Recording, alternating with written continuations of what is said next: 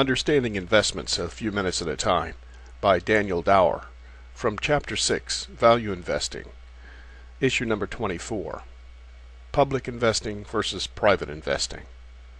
Repeatedly, Graham suggests that for investing purposes, we consider public stock purchases as if we were purchasing private companies, for purpose of analyzing the fundamentals of the business and determining its intrinsic value.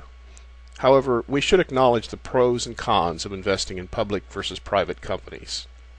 The primary advantage of owning a public company, in particular a large, well-known company with widely traded stock, is that we have nearly instant liquidity.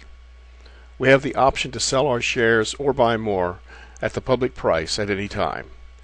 We have the right, but not the obligation, to take advantage of Mr. Market's overexcitability. Maintaining proper liquidity is essential to good planning. One might think, with those advantages, that public companies would inherently be valued higher than private companies. Not only do the stockholders have this liquidity advantage, the board of directors has the option to sell stock to the public in order to raise capital, or even buy stock back to deploy its own capital.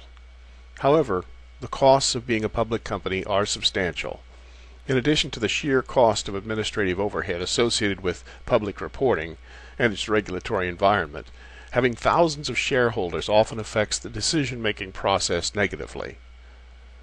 The board of directors has a fiduciary duty to thousands of shareholders. The company may require certain votes, many required by regulatory agencies, which take months to obtain. A private company is usually more nimble and able to respond to rapidly changing economic conditions. Also, more often, a private company is dominated by a lead shareholder who may steer things to his personal benefit. Studies vary, but most indicate that the control premium, the value of a dominating interest that allows one shareholder to control a company, is worth 30% more than its publicly quoted price. The controller may justify this premium in any number of ways. For example, he may feel that the company can grow or turn around operations more quickly without regulatory scrutiny. For these purposes, I want to bring the control premium to your attention so that you will not make the error of assuming the advantages of publicly traded stocks necessarily cause it to be priced higher than the value of the underlying company. To the contrary, as often as not, public prices may be irrationally too low or irrationally too high.